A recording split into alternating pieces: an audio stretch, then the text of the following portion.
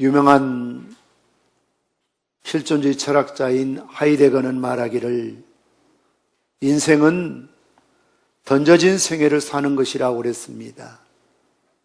Throw life라는 표현을 썼습니다. 그 무언가 던져졌다는 것입니다. 세상에, 고독에, 혹은 주어진 운명에 던져진 삶을 말하고 있습니다. 우리가 언뜻 생각하면 우리 인간은 상당한 자유와 선택이 있는 것으로 보이기 쉽습니다. 그러나 정말 중요한 것은 예를 들면 내가 남자이거나 여자이거나 또는 어느 집안에 태어나고 어느 시대에 태어나고 이 모든 중요한 것은 내 의지와 선택과는 관계가 없이 결정되어진, 던져진 존재라는 것입니다. 우리는 이 땅에 살아가면서 많은 사람들을 만날 수밖에 없습니다. 그래서 내 자신을 정말 정확하게 알기 위해서는 부득불 다른 사람의 관계성 속에서 다른 사람에게 나라는 존재를 투사해서 내 모습을 볼 수밖에 없습니다. 아마 여러분들이 오늘 교회 나오실 때에 여러 차례 거울을 보셨을 겁니다. 거울 속에 비춰진 내 모습을 볼 수 있는 것처럼 나라는 존재는 내 가정이나 교회나 여러 사람 속에 투사되어져서 돌아오는 것이 나의 진정한 모습이라는 것입니다. 우리가 여러 사람을 대하며 살아갈 때에 참 이 사람은 대하기가 힘들다, 어렵다, 이래도 안 되고 저래도 안 되고 참 힘든 사람이다. 그러는 사람들이 분명히 있지요? 없습니까? 다 그냥 마냥 좋습니까? 여러분 주변이나 가정에서는 모두가 천사들만 살고 있습니까? 그렇지 않습니다. 아무리 고쳐보려고 하고 이해시키려고 하고 때로는 설득시키려고 하지만 정말 대하기 어려운, 다루기 어려운 그런 사람들이 있습니다. 어떤 부모는 그러시더라고요. 아니, 내가 앞에서 내가 낳아서 내가 키운 내 자식이, 아들이 딸이 왼수라. 왜 이렇게 말을 안 듣는지 모르겠다고. 말귀를 못 알아듣는다고.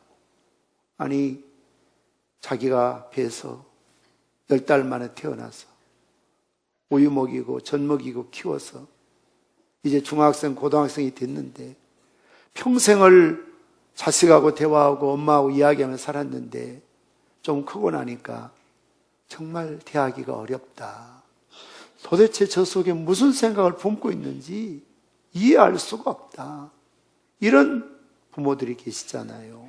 하물며 남남이 만난 가정이나 정말 모든 문화, 언어, 지식의 수준, 신앙의 수준이 다른 여러 사람과 더불어 살아가기가 그렇게 쉽지 않습니다. 특별히 그런 사람들 가운데서 정말 대하기 어려운, 상대하기 어려운 대화가 안 된 그런 사람들이 분명히 있습니다.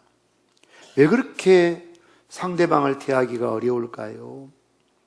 많은 이유 가운데 가장 큰 특징은 열등의식을 갖고 있는 사람이 그렇습니다. 차라리 잘난 체 하는 사람은 괜찮습니다. 있는 체하고 똑똑한 체 하는 사람은 괜찮습니다. 그런데 이런 열등의식을 갖고 있으면, 피해의식을 가지고 있으면 칭찬을 해도 칭찬을 못 받아들여요. 책망을 하면 더 말할 수가 없어요. 무슨 말만 하면 꽈배기 공장처럼 비비 꼬아가지고 듣고 반응하기 때문에 대화할 수가 없어요. 이런 사람은 누구도 달랠 수가 없습니다. 위로할 길도 없습니다.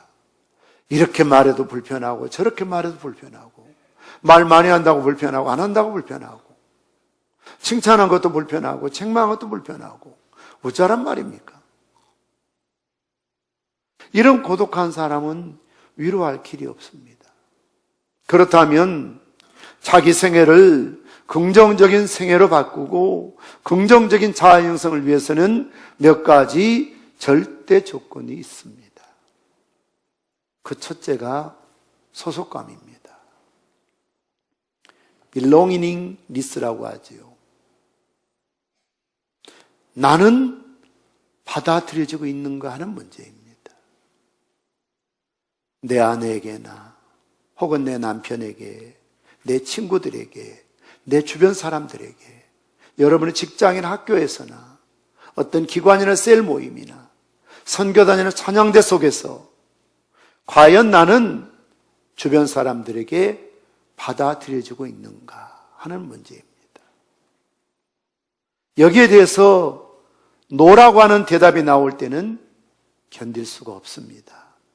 한마디로 주변 사람들이 나를 반갑게 대하고 있는가, 아니면 부담스럽게 대하고 있는가, 심지어는 거부감을 가지고 짜증스럽게 대하고 있는가. 아마 여러분들이 오늘 교회 오셔서도 여러 사람 만나고 악수도 하고 인사도 하고 그렇게 아마 이 자리까지 나오신 줄 압니다. 그런데요, 어떤 사람은 악수하지만, 말로는 하지 않지만, 나 당신 별로라고 생각해요. 별로 안 반가워요. 그렇게 여러분을 거부하는 사람이 있다니까요. 기분 나쁘게 한다니까요. 차를 탔는데, 식당에 들어갔는데, 찬양대 연습하기 위해서 모였는데, 선교단 모였는데, 어떤 사람은 너무 반가워요. 참 멋져 보여요. 예뻐 보여요. 잘 왔어요. 그렇게 환영하는 사람이 있는가 하면, 어떤 사람은 왔어? 심지어는 왜 왔어? 말은 그렇게 하지 않지만 왜 왔니? 그렇게 냉담하게 차갑게 반응한 사람이 있다니까요. 그래서 나를 알아주지 않는다고, 나를 받아들이지 않는다고 소외감을 갖습니다. 우리 남편들이 힘들게 일하고 집에 들어왔습니다. 아내도 왔어요? 시큰둥. TV 보고 자기들끼리 이야기하던 자녀들이 방으로 들어가고 아무도 아빠를 안 받아주는 겁니다. 우리 자녀들이 열심히 공부하고 집에 왔습니다. 엄마도 아빠도 왔니? 하고 그냥 자자하고 잡니다. 아무도 자기를 기다려주거나 받아주지 않는다고 생각합니다. 이것을 소외라고 합니다. 소외감. 한 집에 산다고 가정이 아니거든요. 모여 있다고, 옆에 있다고 다 친한 사람이 아니거든요. 어떤 사람은 받아들여져서 기쁨과 행복을 누리고 살고, 어떤 사람은 가는 곳마다 거부합니다. 그 사람 나타나면 이야기하다가 조용히 하고, 조용히 해라, 그렇게 하고 외면하고, 그러니 늘 거부당하고 사는 거지요. 그래서 소속되어 있지만 소속감이 없습니다. 한 가족이지만, 형제지만, 한 교인이지만, 한 기관이지만, 한 직장에 다니지만, 한 학교에 다니며 옆에 있는 친구들 있지만 늘 물에 기름 돌듯이 겉도는 사람들이 있습니다. 그것을 가리켜 소속감이라고 합니다. 이런 소속감이 해결되지 않으면 죽을 만큼 힘든 일입니다, 여러분. 두 번째는 가치감입니다. 워스니스라고 하지요. 내가 정말 요구되고 있는가? 내가 정말 필요한 사람인가? 내가 정말 쓸만한 사람인가? 내가 쓸만한 존재로 인정받고 있는가? 내 가정에서나 직장에서나 교회 안에서 나는 정말 필요한 사람인가? 나이가 많다는 게 슬픈 일이죠. 왜 그럴까요? 노인들이 그런 이야기를 입버릇처럼 합니다. 아유, 죽어야지. 아이고, 빨리 가야지. 이런 말씀을 할 때 어느 때인 줄 아세요? 이제 나는 더 이상 너희들에게 필요 없는 존재구나. 그런 걸 느낄 때입니다. 그래서 효도하는 방법 가운데 하나는 어머니 꼭 필요한 분이십니다. 그래서 적절하게 나이가 드셔도 집안에서 일거리를 좀 주셔야 돼요. 그리고 우리 어르신들도 손 하나 까딱하지 않고 사는 것을 행복이라고 착각하면 큰일이에요. 예를 들면 그렇게 해야 됩니다. 어머니 음식 간 좀 봐주세요. 참 연세가 들어가시면요 혀가 굳어지셔가지고 간을 잘 못 봐요. 대체적으로 짜.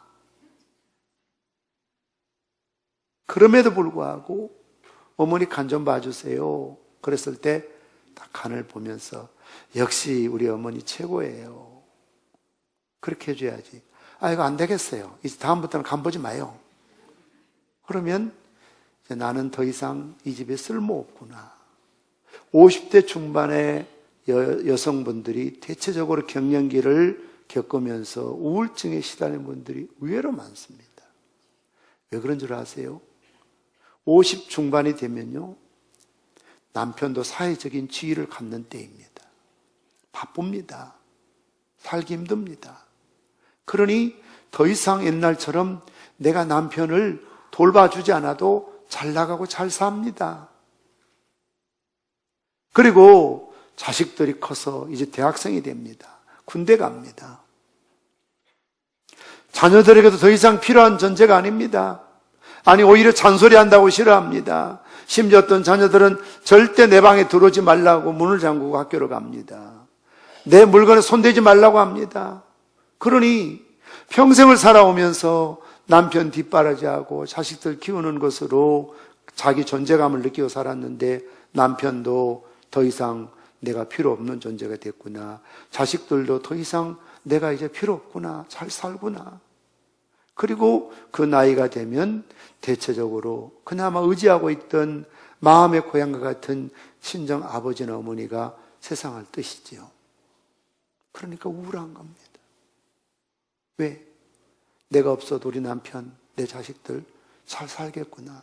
그래서 가치감을 인정해 주려면 어떤 부서든지 당신 없으면 안 됩니다. 꼭 필요한 사람입니다. 여러분 직장에서도 힘들지만 당신이 없으면 우리 회사 문 닫아. 이 말을 듣고 살아야 돼요. 네 그만둬라. 너 없어 상관없어. 그러면 참 나라는 존재는 아무 의미가 없구나. 집안에서도 어르신들이 때로는 빨래 좀 하고 청소 좀 하고 뭔가 이렇게 맡은 일을 이건 내가 책임지고 하겠다. 그래서 아버님이 안 계시니까 집안이 엉망이에요. 어머니가 잠깐 비우시니까 뭐 되는 게 없어요. 그래야지. 아버지 없어도 그만, 어머니 없어도 그만은 가치감이 상실됐다니까요. 뭔가를 이렇게 하시도록 기회를 드리고 그거 하시는 것 좀 못해도 너무 잘하신다고. 어머니는 꼭 필요하신 분이고 아버지는 꼭 필요하신 분이고 여러분들은 꼭 필요한 분이라고. 간혹 우리 교인들 가운데서도 참 연로하셔서 다른 교회에서 열심히 장로님으로 권사님으로 집사님을 봉사하시다가 은퇴하시고 나이 드셔서 들어오신 분들이 대부분 저한테 그런 이야기 합니다. 목사님, 저는 뭐 그 교회 이제 큰 도움도 못 주고 짐입니다. 뭐 내가 교회에서 봉사도 못하고 물질로 섬기도 못하고 참 죄송합니다. 그래서 무슨 말씀입니까? 어느 곳에 어느 교회든지 주님을 위해서 헌신하셨고 우리 교회 오셔서도 예배 참석하시는 것 그리고 기도하는 것 또한 좋은 롤 모델이 되어주는 것 얼마나 귀한 일이고 가치 있는 일인지 모릅니다. 특별히 우리 교회는 연륜이 짧기 때문에 처음 교회 나오시고 그래서 우리 교인들 가운데는 교회도 평산교회가 처음이고 목사도 제가 처음이고 그래서 다른 교회에서 어떻게 교회를 섬기는지 주의 종을 섬기는지 모르는 분들이 참 많습니다. 경험이 없고 보고 들은 게 없으니까요. 그래서 다른 교회에서 열심으로 교회를 섬기시고 주의 종을 섬기고 봉사하신 분들이 일선에 서서 섬기지 못하지만 이렇게 교회 섬겨야 된다, 이렇게 주의 종을 섬겨야 된다, 신방할 땐 이렇게 준비해야 된다, 절기연금은 이렇게 해야 된다, 그런 걸 가르쳐주는 좋은 선생님이 되죠. 롤모델이 되시는 거 아니에요? 그러니 얼마나 귀하신 분들이고 가치 있는 분들인지 모릅니다. 무엇보다도 정말 교회를 위해서, 이제 남는 게 참 죄송하지만 젊을 때는 바쁘다고 피곤하다고 기도 생활 많이 못 하셨지만 이제는 여유가 있으니까 틈나는 대로 교회 오셔서 교회를 위해서, 주의 종을 위해서, 특히 환자들을 위해서 기도하시고, 참 더러 많은 분들이 하시는 것처럼 교회 주변 돌면서 휴지도 줍고 화장실 들어가서 청소도 해주시고, 이름 없이 빛 없이 섬기시는 분들 얼마나 귀한 분들인지 모릅니다. 저든 여러분이든 누구든 더 이상 내가 가치감이 없다, 나는 없어도 된다, 필요 없다, 소모품이다, 오히려 짐만 된다라고 생각할 때는 내 존재감이 떨어지면 죽을 만큼 힘들답니다, 여러분. 그래서 남편의 존재감, 가치, 아내나 여러분 가정의 그 누구라도 당신 없으면 안 되고 꼭 필요한 사람이라는 가치를 인정해 줘야 되고, 그런 가치에 대한 인식을 갖고 싶어 한다는 거죠. 나 혼자 있어서가 아니고요, 투사되어서 가정에서, 교회에서, 직장에서 다른 사람이 나를 어떻게 반응하느냐 꼭 있어야 될 필수 요원입니다. 이 말을 듣고 싶어 한다는 겁니다. 세 번째가 신뢰감입니다. 컨피던스라고 하지요. 내가 할 수 있는가 하는 문제입니다. 내겐 정말 능력이 있는가? 이 사회를 위해서, 교회를 위해서, 가정을 위해서 내가 할 수 있는 일이 무엇인가? 그래서 저는 제 아내에게도 자꾸 무언가를 해야 된다라고 말합니다. 해야 되거든요. 그래서 자기가 갖고 있는 재능들을 활용해야 되거든요. 내가 무능하다고 생각할 때, 나는 더 이상 필요 없는, 쓸모없는 존재라고 생각할 때 얼마나 서글픈 일인지 모릅니다. 내가 할 수 있다면 그만큼 내 가치는 커지는 것이고요, 이것도 저것도 아무것도 할 수 없다면 나는 소모적인 인간이 될 수밖에 없습니다. 이것을 갖고 있으면 누구도 위로할 수가 없습니다. 무엇으로도 채워지지 않는 부분입니다. 여러분, 이 세 가지 절대 질문에 대한 자아응답이 있어야 됩니다. 다시 말해서 자기 스스로 옳다 인정을 받아야 된다는 것이죠.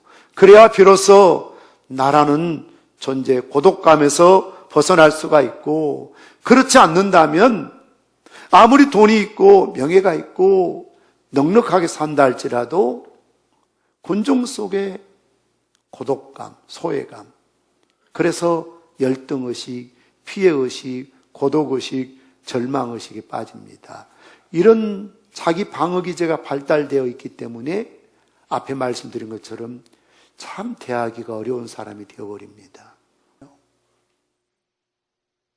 예수님을 내 인생에 단 한 번만이라도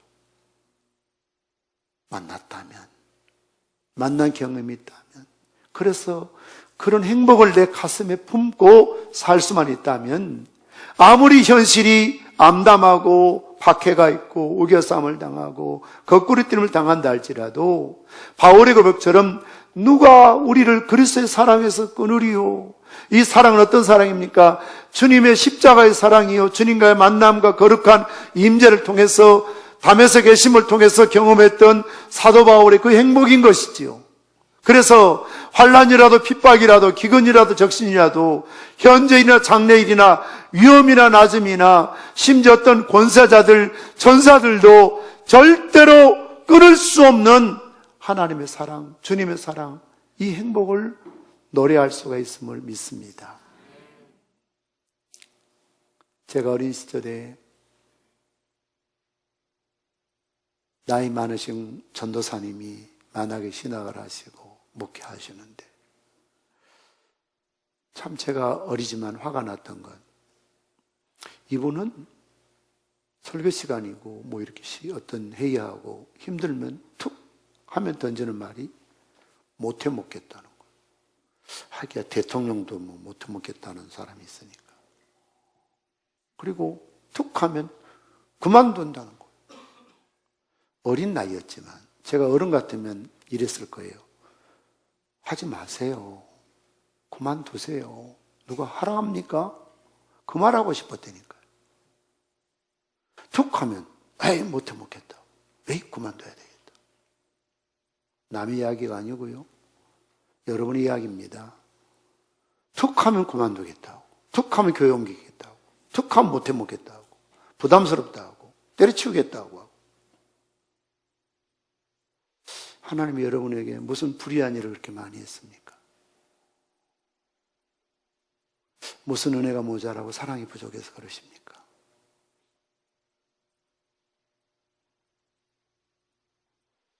다른 이유가 없습니다.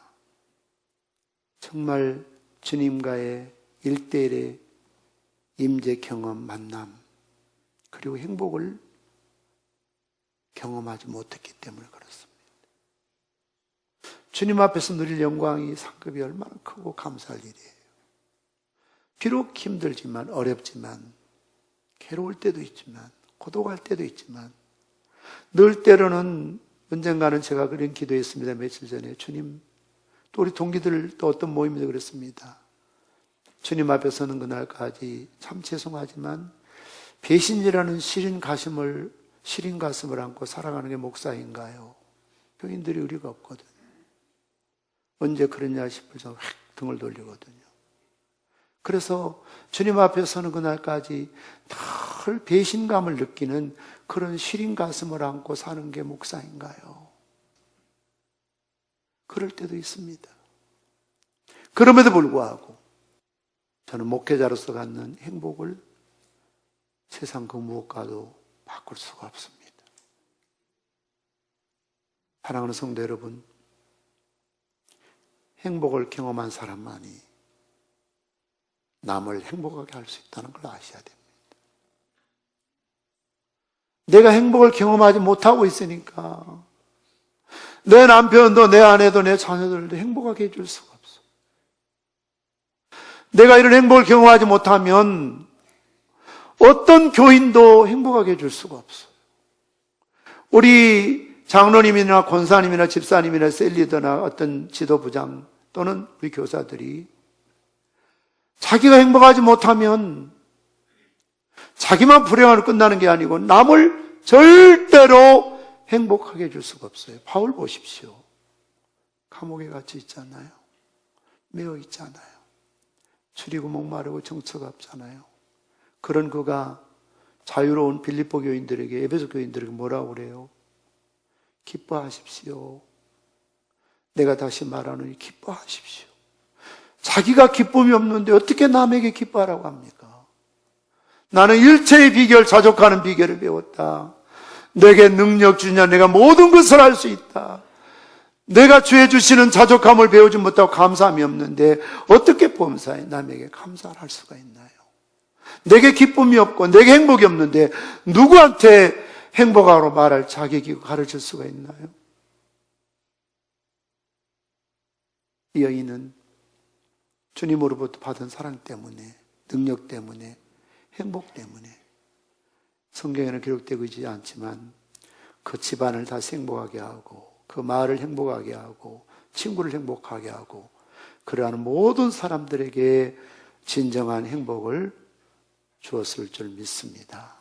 내가 행복해야, 행복을 경험해야 다른 사람을 행복하게 할 수가 있습니다. 따라 내 믿음이 너를 구원하였으니 평안히 가라. 이 말씀이 오늘 여러분에게 주시는 주님의 음성이시길 바랍니다. 성교단 나오십시오.